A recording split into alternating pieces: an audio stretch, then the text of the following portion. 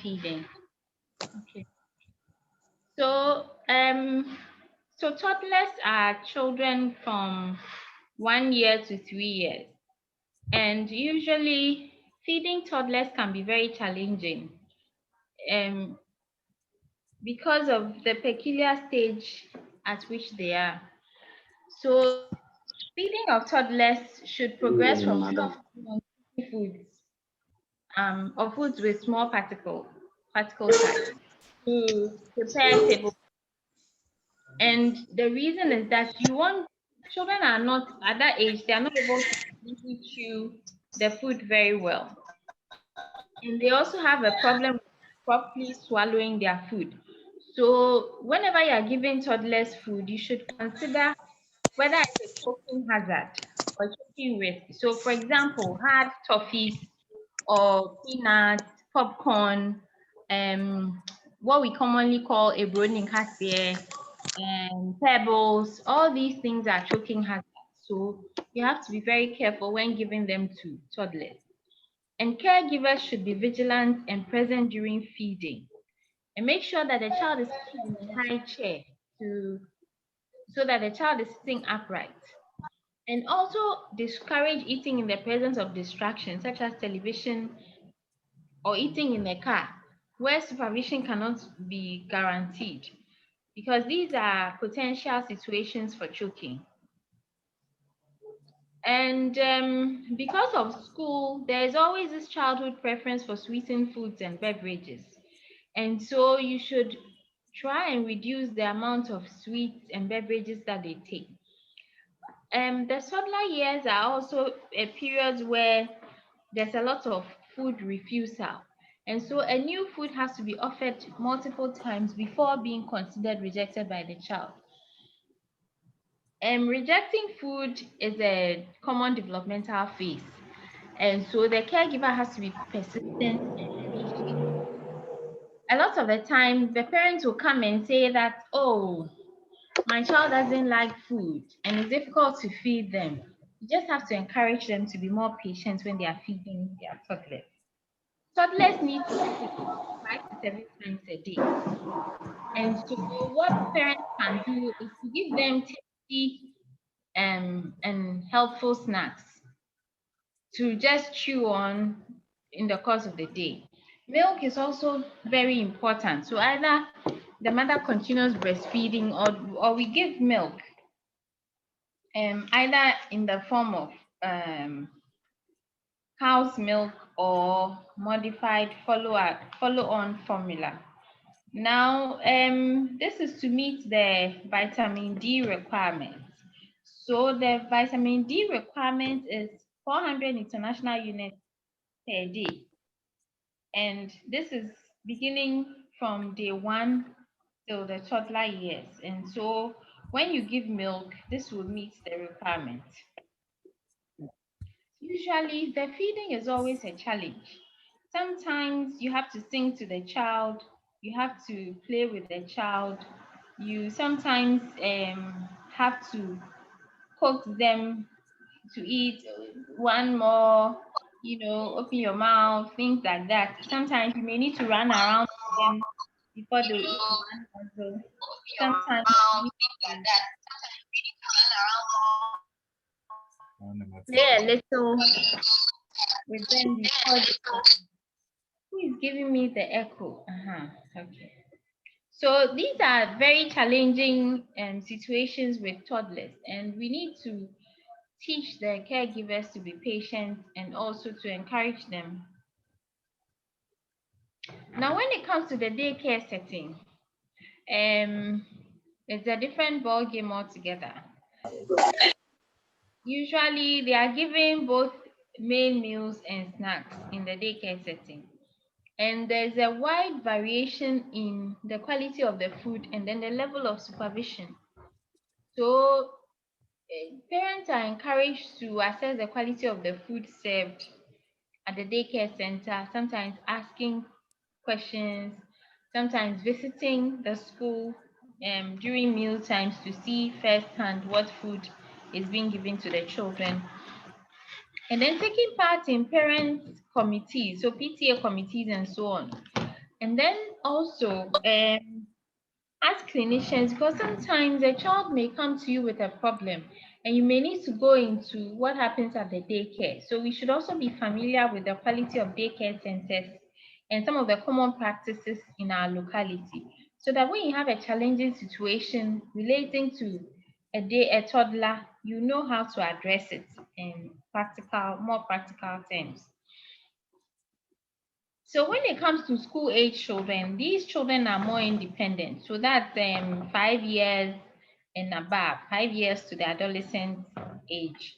And for this age, parents need to be vigilant in choosing the food, setting routines, so that you have breakfast, lunch, and supper, and make sure that the child eats during these times. Then also creating a positive, non-stressful mealtime environment. So maybe they can sit at a table, share and so on, just to make it a non-stressful mealtime environment. Because sometimes when children associate mealtime with stress, as in parents breathing down their neck to eat, or caning them because they are not eating their food, or forcing them to eat, then they develop a bad attitude towards eating, which could go on through to adulthood. Then parents are also supposed to be role models for their children.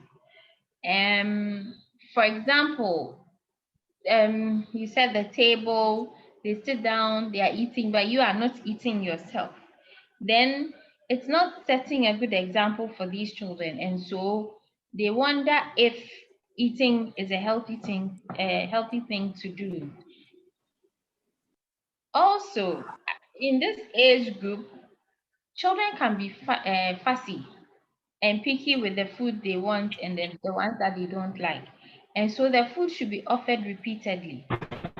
Then it's also important to offer 3 meals and 2 snacks a day. Now, these snacks are supposed to be helpful snacks. So foods which are balanced in nature, preferably little or no sugar, and fruits are preferred to the other meals. Then certain skills need to be taught to encourage the children to feed themselves. So the school age child is transitioning from the toddler years to this age. And so they need to be taught how to feed themselves, how to handle cutlery, how to drink from a cup, and so on.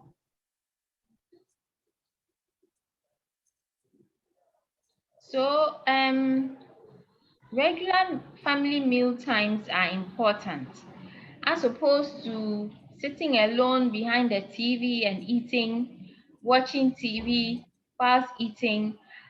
Sitting together as a unit is something that helps to sort of bring out good eating habits in children.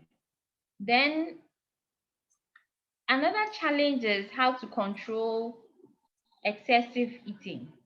So, for example, making sure that children do not overeat, gauging portion sizes, and so on. So, what a parent can do would be maybe to let the children take a break before offering a second food, or give them more vegetables to sort of fill them up so that they don't consume too much calories. So here too, school eating is also a challenge, and there's less regulation on what is available in the school, especially with respect to fizzy drinks, sugary beverages, and so on.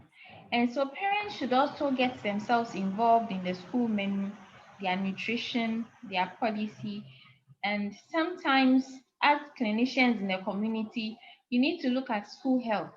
So regularly or periodically pay visits to the school, find out what they are eating, the quality of the nutrition, and then see how best you can come up with a nutritious alternative, not necessarily pricey, but something that would offer a balanced meal to meet their budget needs. Then increasingly, a lot of families are eating out. These things are all things that are included in this because I want the nutrition to be as practical as possible. And so when parents come to us, for example, with obese children, what are some of the important things that we need to talk to them about? So one key area is eating out. During gatherings, eating out at restaurants, and so on. Here, the food, the quality is not guaranteed, and then also the food is of a high caloric content, but the nutritional level isn't that high. So you have things like fizzy drinks, unhealthy food like sausage and burgers and French fries. Those not too healthy foods. Shawarma. Shawarma. Shawarma and spring rolls. So at these gatherings, the advice you can give is to decrease the portion sizes so that even though they are eating out and they are having fun with their family and friends, they are watching how much they are consuming in terms of calories. Then also at these occasions, alcohol consumption could also be problematic. So adult supervision is very, very important. All right. I'll quickly go on to the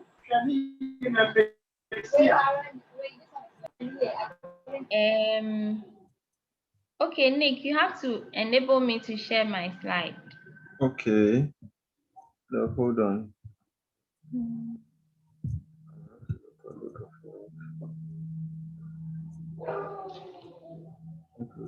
Let me make you host.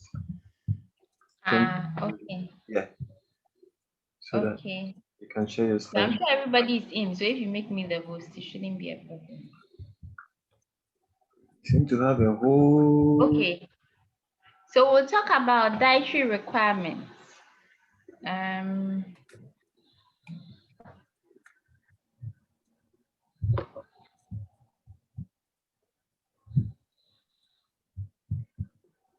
So dietary requirements is just the kind of calories that we need to enable growth depending on the time of the age of the child. Now, the major risk period for stunting is the 4 months to 3 years, and that is the period where nutrition is most important. Hey, what's wrong with my laptop today? So looking at nutritional requirements, we have what we call estimated energy requirements.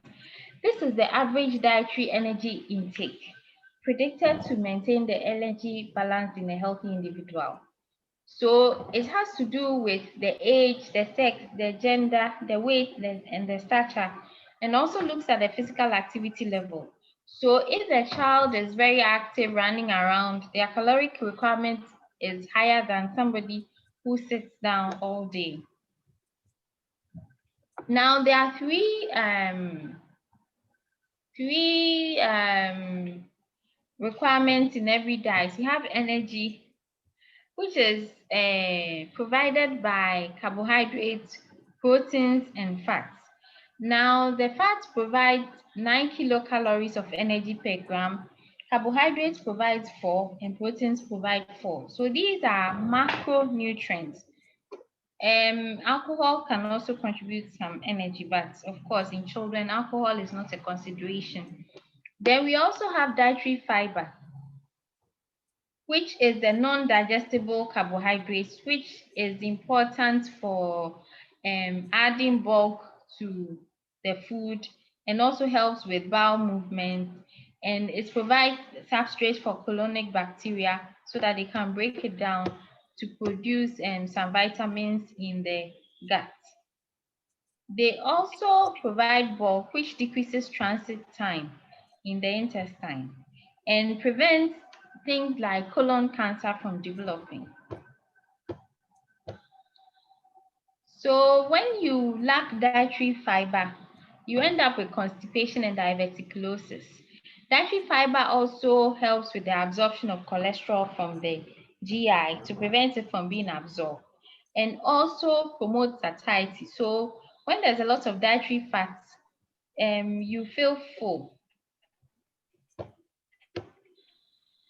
So apart from the macronutrients, which are proteins, carbohydrates, and fats, we also have micronutrients. So these micronutrients are important nutrients which are provided in very small quantities. So for example, iron, zinc, copper, magnesium, selenium, and so on.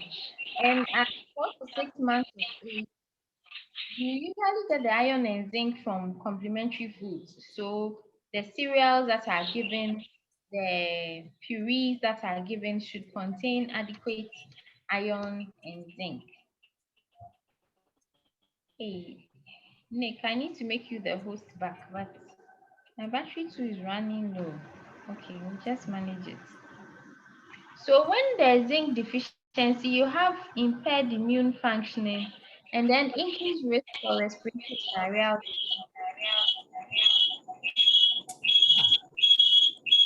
Vitamin D is another micronutrient that is important for calcium and bone metabolism.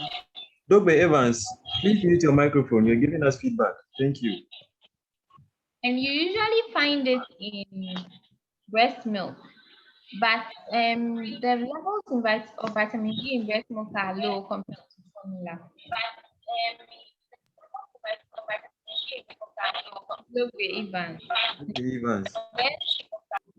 Sunlight exposure is also helpful to provide vitamin D.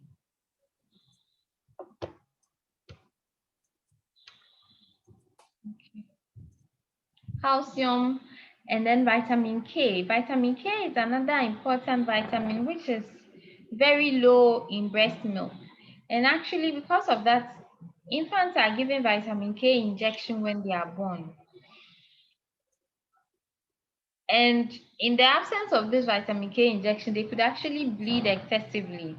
And so this vitamin K prophylaxis is recommended for all newborn infants. Potassium is also important for maintaining low blood pressure. And so for persons at risk of hypertension, for example, children with nephritic syndrome or renal disorders, potassium is important to decrease the potential for hypertension. So examples of foods which contain potassium are, hey, my battery is critically low. Okay, I think we'll have to end the session impromptu because I left my charger at work. So sorry about that, but there isn't much left. So I'll send you the notes. All right, Doc. Yeah, I'll send you the notes because the battery level is at the critical level now. So if I don't run away, I don't know what will happen. Let's close. Okay, so can we meet tomorrow to finish up the nutrition? Sure, Doc. Then when we meet on Saturday, we can move on to another topic. All right, Doc.